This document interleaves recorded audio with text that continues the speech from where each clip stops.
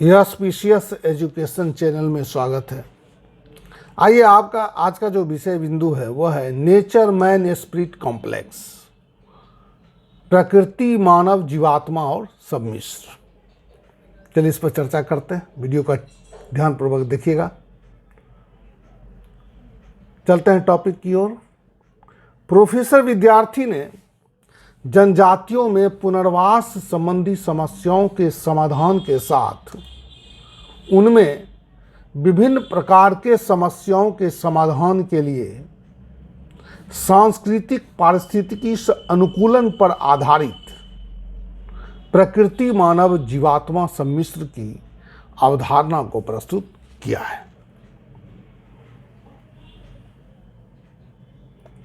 Professor विद्यार्थी ने सांस्कृतिक पारिस्थितिकी अनुकूलन के आधार पर प्रकृति मानव जीवात्मा सम्मिश्र के अवधारणा के परिप्रेक्ष्य में संथाल परगना के सौरिया पहाड़िया जनजाति तथा बिहार के मालेर जनजाति के समस्याओं के विषय को भी समझने का प्रयास किया है।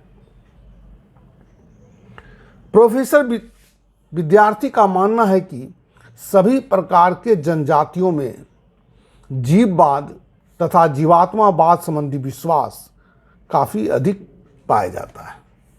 जनजातियों में ऐसा भी विश्वास पाया जाता है कि उनका वातावरण यानी कि इकोलॉजिकल सिस्टम जो है जीवात्माओं से भरा पड़ा है, जो हर समय उनकी रक्षा करती है।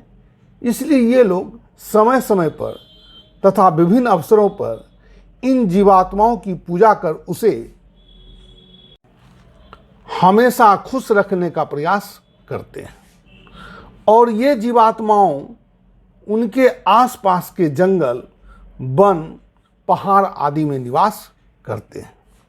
साथ ही इन जनजातियों की अर्थव्यवस्था भी पूर्ण रूप से प्रकृति पर ही आधारित होती है, क्योंकि ये लोग अपने आसपास के जंगल से शिकार के साथ साथ फल मूल इकट्ठा कर अपना जीविकोपार्जन करते हैं। कुछ जनजातियां अपने आसपास के खेतों में स्थानांतरित कृषि अथवा अस्थायी कृषि कार्य भी करते हैं। इस प्रकार से हम पाते हैं कि अनेक जनजातियों के लिए उनके आसपास के जंगल तथा पहाड़ काफ़ी महत्वपूर्ण है, जो उनके सामाजिक, सांस्कृतिक तथा आर्थिक क्रियाकलाप के केंद्र के रूप में भी विद्यमान है। प्रोफेसर विद्यार्थी ने संथाल परगना के सौरिया पहाड़िया जनजाति के विषय में उल्लेख करते हुए कहा है कि सौरिया पहाड़िया जनजाति जीवात्माओं के लिए गोसाइन शब्द का प्रयोग करते हैं। उनका मानना है कि जीवात्माओं के नाखुश होने से लोगों को बीमारी, अकाल, पानी की कमी, उर्वरा शक्ति में कमी, फसल उत्पादन में कमी एवं असमय मृत्यु का भी उन्हें सामना करना पड़ता है। साथ ही ये अपने सभी प्रकार के सांस्कृतिक कार्य के लिए पारिस्थितिकी यानी पर्यावरण पर निर्भर होते हैं, जो प्रकृति मानव जीवात्मा का एक सुंदर उदाहरण प्रस्तुत करता है। इसके अतिरिक्त प्रोफेसर विद्यार्थी ने बिहार के मालेर जनजाति के अध्ययन के परिप्रेक्ष्य में प्रकृति मानव जीवात्मा सम्मिश्र की अवधारणा को भी समझाने का प्रयास किया है। बिहार के रंगमल की पहाड़ियों में निवास करने वाली मालेर जनजाति आर्थिक रूप से पिछड़ी हुई तथा अस्थायी कृषि में संलग्न पाई जाती है। ये विभिन्न प्रकार के जीवात्माओं में विश्वास करते हैं तथा ये लोग जीवात्माओं को स्थानीय भाषा में गोसाई या गोसाइयाँ के नाम से पुकारते हैं। मालेर जनजाति में ऐसा विश्वास पाया जाता है कि ये जीवात्माएं उनके जीवन के सभी पक्षों को प्रभावित करती है। उनका यह भी मानना है कि कुछ जीवात्माएं अच्छी तो कुछ जीवात्माएं बुरी भी होती है। अच्छी जीवात्माएं उनको जीवन के विभिन्न समस्याओं को समाधान करने में सहायता प्रदान करती है, जैसे कि बीमारियों का निदान, जीवन में सफलता और संपन्नता, कृषि कार्य में प्रोत्साहन एवं अन्य। ठीक इसी प्रकार से बुरी आत्माएं जीवन में दुख, बीमारी, अकाल, प्राकृतिक प्रकोप, गर्भपात आदि के लिए उत्तरदायी होते हैं। इसलिए मालेर जनजाति के सदस्य जीवन भर इन आत्माओं को प्रसन्न करने हेतु विभिन्न प्रकार के अनुष्ठान एवं पूजा अर्चना में व्यस्त पाए जाते हैं या संलग्न होते रहते हैं। इस प्रकार से प्रोफेसर विद्यार्थी का मानना है कि मालेर जनजाति का संपूर्ण जीवन प्रकृति तथा जीवात्मा संबंधी विश्वास से प्रभावित है तथा इनमें प्रकृति, मानव तथा जीवात्मा के बीच एक प्रकार का अंतःक्रिया भी पाया जाता है। इस प्रकार से डॉक्टर विद्यार्थी ने प्रकृति, मानव, जीवात्मा के संदर्भ में मालेर जनजाति के समस्त जीवन को 3 उपशीर्षक यानी प्रकृति, मानव, जीवात्मा है ना के अधीन समझाने का प्रयास किया है। देखिए, एक है, अब है अगला पॉइंट कि वन्य जीवन एवं वन संरक्षण के परिप्रेक्ष्य में प्रकृति, मानव, जीवात्मा सम्मिश्र की अवधारणा को स्पष्ट करने के लिए कहा गया है।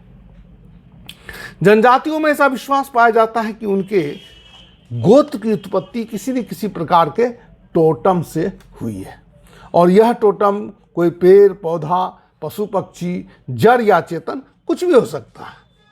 इस कारण से वे टोटम के प्रति श्रद्धा भाव रखते हैं और उसे किसी प्रकार से नुकसान नहीं पहुंचाते हैं।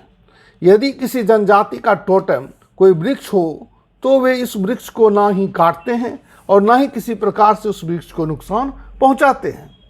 मध्य प्रदेश के पातालकोट में निवास करने वाली भारिया जनजाति साज वृक्ष के प्रति श्रद्धा भाव रखकर उसकी पूजा करते हैं और उसे किसी प्रकार से हानि नहीं पहुंचाते हैं। भारतीय हिंदू समाज में भी पीपल वृक्ष, बट वृक्ष तथा तुलसी पौधा, केला वृक्ष का परंपरागत रूप से पूजा की जाती है और उसे हानि नहीं पहुंचाया जाता है। इसके अतिरिक्त जनजातियों में यह विश्वास भी प्रबल रूप से पाया जाता है कि उनके देवी देवता तथा पूर्वजों की आत्मा उनके निवास स्थान के आसपास के वन, जंगल, पहाड़ अथवा किसी पेड़ पौधे में निवास करते हैं। ऐसी स्थिति में अपने आसपास के पेड़ पौधे को देवताओं तथा पूर्वजों की आत्माओं का निवास मानकर उसे किसी प्रकार से हानि नहीं पहुंचाया जाता है। इस प्रकार से देखा जाए तो जनजातियों में पाए जाने वाला इस विश्वास का उपयोग वन्य जीवन तथा उसके संरक्षण हेतु किया जा सकता है। अगला पॉइंट है, जनजातीय पुनर्वास नीति के निर्धारण में प्रकृति, मानव, जीवात्मा सम्मिश्र की क्या भूमिका है। चलते हैं आंसर की ओर। प्रोफेसर विद्यार्थी ने मालेर जनजाति के अध्ययन के आधार पर पाया कि उनका संपूर्ण जीवन प्रकृति, मानव, जीवात्मा सम्मिश्र के परिधि के इर्द गिर्द घूमता है। इसलिए जनजातीय पुनर्वास नीति के निर्धारण में प्रकृति, मानव, जीवात्मा सम्मिश्र को ध्यान में रखना आवश्यक समझा जा सकता है। तभी जाकर यह नीति की सफलता सुनिश्चित हो पाएगी। प्रोफेसर विद्यार्थी का यह भी मानना है कि जनजातियों का अपने निवास स्थान तथा पारिस्थितिकी के प्रति भावात्मक लगाव एवं संबंध पाया जाता है, जिस कारण से पुनर्वास नीति के निर्धारण में प्रकृति, मानव, जीवात्मा सम्मिश्र की अवधारणा को ध्यान में रखना आवश्यक है, अन्यथा जनजातियां पुनर्वास नीति को इनकार कर देगी। मालेर जनजाति के संबंध में उल्लेख करते हुए प्रोफेसर विद्यार्थी कहते हैं कि इन जनजातियों का मानना है कि उनके आसपास के जंगल और पहाड़ उसके गोसाइयाँ यानी जीवात्माओं का निवास स्थान है। साथ ही वे आर्थिक क्रियाकलाप के लिए अपने आसपास की भूमि का चयन कर स्थानांतरित कृषि, जिसे खल्लू के नाम से जाना जाता है, करते हैं। ऐसी स्थिति में पुनर्वास नीति के संबंध में मालेर जनजाति का मानना है कि मैदानी भागों में उनके बच्चे बीमार हो जाएंगे। साथ ही पुनर्वास नीति को लागू कर सरकार उनके प्राकृतिक आवास क्षेत्र को तथा संसाधनों को हड़पना चाहती है। इसलिए मालेर जनजाति ने पुनर्वास नीति को अस्वीकार कर दिया और यह नीति असफल हो गई। सरदार सरोवर बांध के निर्माण के कारण विस्थापित होने वाले जनजातीय समूह ने भी नए स्थान पर बसने से इनकार कर दिया। पुनर्वास नीति की असफलता को देखते हुए प्रोफेसर विद्यार्थी का मानना है कि यदि सरकार पुनर्वास नीति को बनाते समय प्रकृति मानव जीवात्मा सम्मिश्र की अवधारणा ध्यान में रखेगी तो जनजातीय पुनर्वास नीति सफल हो सकती है। इसके साथ ही यह क्लास समाप्त होता है। अच्छा, आशा करता हूँ वीडियो को आप संपूर्ण रूप से देखे होंगे, समझ गए होंगे। इसमें बहुत इंपॉर्टेंट है, बार बार पूछता है, नोट्स में भी पूछता है, पूर्ण क्वेश्चन भी आता है। धन्यवाद।